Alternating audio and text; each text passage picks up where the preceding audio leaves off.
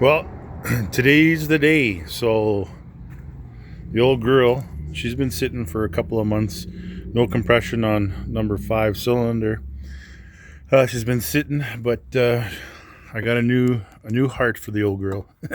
Got a crate motor that's going in there, and we're putting on some of these 35 12.5 18s, some Toyo tires, open country.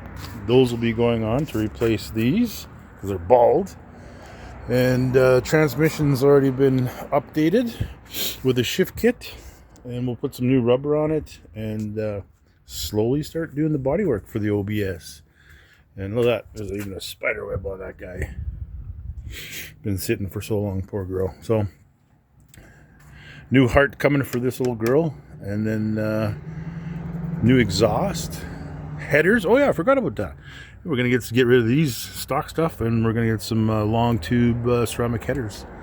Get a little bit of more torque, maybe a few more ponies, and yeah.